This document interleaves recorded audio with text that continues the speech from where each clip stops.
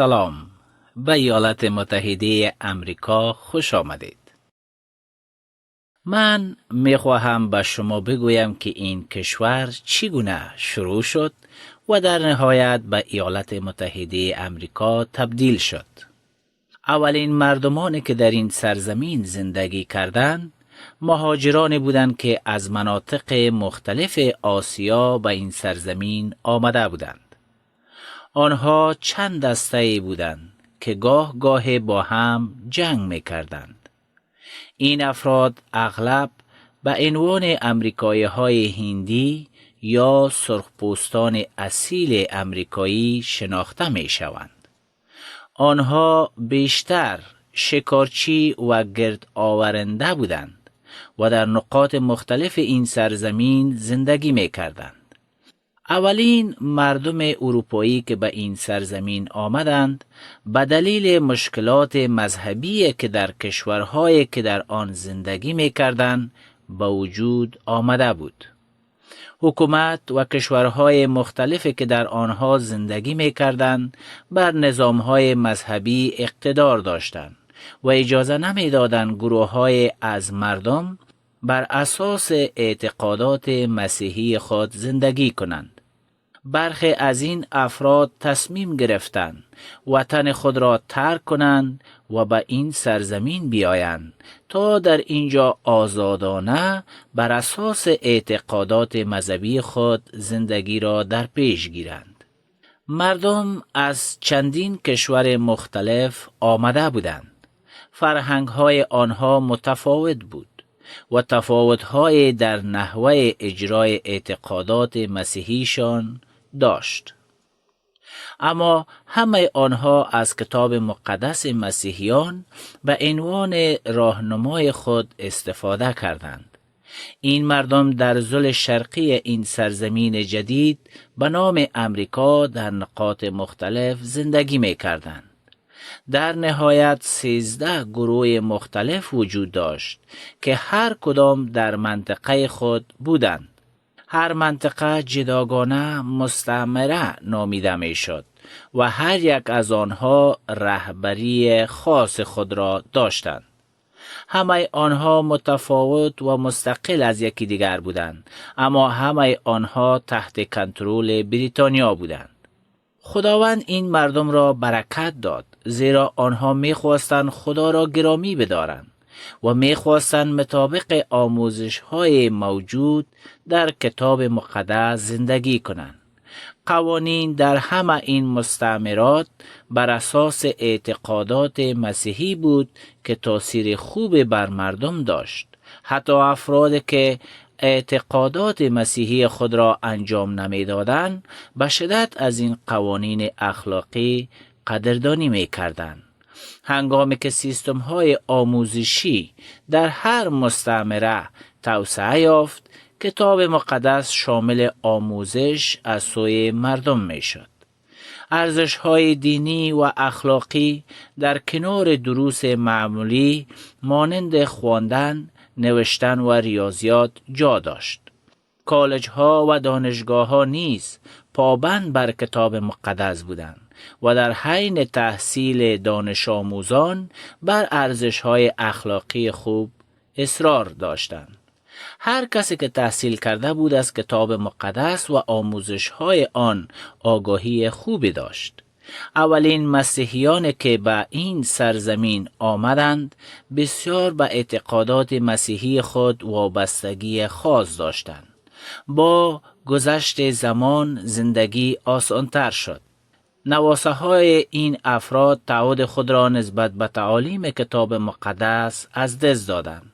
با گذشت زمان مردمان دیگر سرزمین ها به خاطر علت اقتصادی به اینجا می آمدند.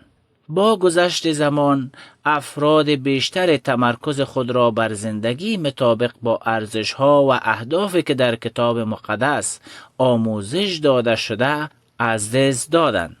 نیاز به بازگشت به زندگی واقعی مسیحی وجود داشت. 40 سال بعد نیاز به بازگشت به زندگی مسیحی واقعی وجود داشت.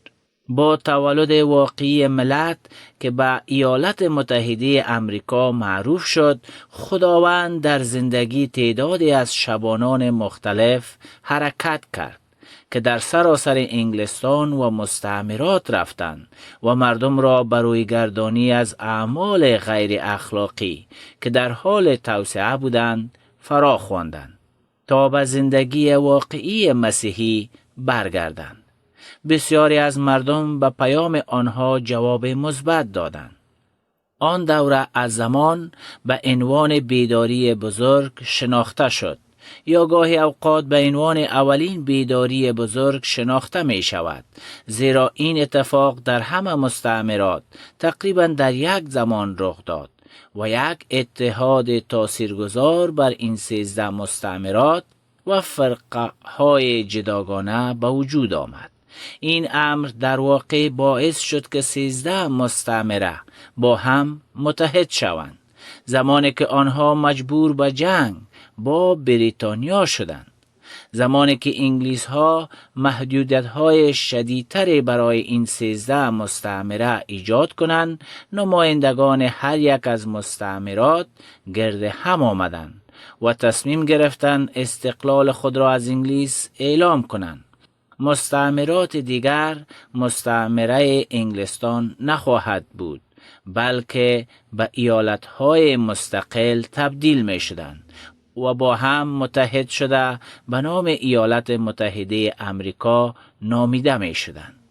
در نتیجه آنها اعلامیه استقلال را نوشتند و امضا کردند. این در 4 جولای 1776 میلادی بود. پس از این که 13 ایالت با هم متحد شدند، باید بسیار مراقب نحوه تنظیم سند حاکمیت خود، یعنی قانون اساسی بودند. آنها می‌خواستند هر یک از ایالت‌ها به حکومت‌های خود ادامه دهند و آزاد بمانند و از آزادی مذهبی برخوردار باشند. بنابراین محدودیت‌های برای دولت فدرال جدید ایجاد کردند تا در تصمیمات یا اعتقادات مذهبی ایالت‌ها دخالت نکند. این بیش از 200 سال پیش بود و از آن زمان تا کنون چیزهای زیادی در ایالات متحده امریکا تغییر کرده است. اکنون 50 ایالت وجود دارد که هر یک از ایالت‌ها هنوز والیان خود را دارند، اما دولت فدرال قوی‌تر شده و کنترل بیشتر و بیشتر را به دست گرفته است. چیزهایی که دولت فدرال در واقع در برخی از آزادی‌های مذهبی ایالت‌ها دخالت کرده است و بار دیگر مردم ساکن اینجا در پیروی از اعمال مسیحیت بسیار ضعیف شدند. بسیاری از مردم بیشتر از ارزش‌های اخلاقی که در کتاب مقدس آموزش یا تعلیم داده می شود، نگران مسائل اقتصادی هستند. مردمان زیادی به ایالات متحده امریکا مهاجرت کردند. اکنون مردمان از ادیان مختلف هستند که در اینجا زندگی می کنند. اکثر آنها با آموزش‌های واقعی مسیحیت آشنا نیستند. آنها اغلب از بسیاری از چیزهای غیر اخلاقی که در امریکا می‌بینند شوکه و گیج می‌شوند. این افراد ممکن است متوجه نباشند که مسیحیان واقعی نیز از فروپاشی اخلاقی در این سرزمین بسیار غمگین و نگران هستند.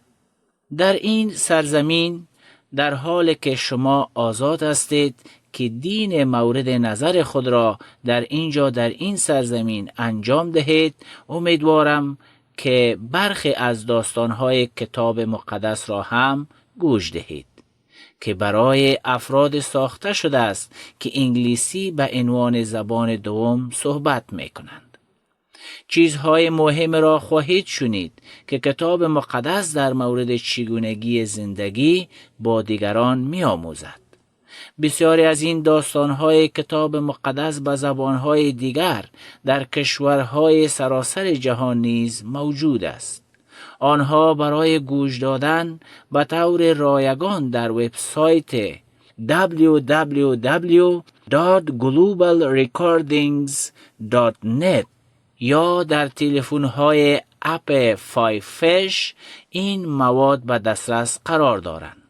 برخی از این داستان‌ها ممکن است اخیراً ضبط شده باشند و کیفیت فنی بسیار بالایی دارند. برخی دیگر از این داستان‌ها ممکن است سالها قبل ضبط شده باشند. کیفیت فنی به اندازه امروز نیست. اگرچه خود داستان‌ها هنوز خیلی خوب هستند، داستان‌ها معمولاً در کشوری که در ابتدا به این زبان صحبت می‌شد ضبط می‌شد. این برای افراد معمولی ساخته شده بود، نه لزوماً برای مردم ثروتمند و یا با تحصیلات عالی. عیسی مسیح در میان مردم عادی زندگی میکرد و تعلیم میداد و معمولاً داستانهای خود را برای مردم عادی میگفت. بیشتر مردم عادی که او را میشنیدند او را دوست داشتند. اگرچه او بیشتر با مردم به طور ساده صحبت میکرد، پیام او توسط مردم شناخته شد و مورد علاقه تمام طبقات مردم در سراسر جهان قرار گرفت. امیدوارم شما بتوانید به داستانهای سرزمین خود گوش دهید یا داستانهای دیگر به زبان انگلیسی که برای افرادی که انگلیسی به عنوان زبان دوم صحبت میکنند ساخته شده است. اگر به وبسایت ما نگاه کنید و داستانهای کتاب مقدس را به زبان خود پیدا نکنید، خوب است با ما همکاری کرده اطلاع دهید تا این داستانها را به زبان خودتان درست کنیم. لطفاً از طریق وبسایت می توانید با دفتر ما تماس بگیرید. بازم تکرار می کنیم www.globalrecordings.net www.globalrecordings.net. با ابراز محبت به شما مهاجران نورسیده و ایالات متحده امریکا خوش آمدید می گوییم.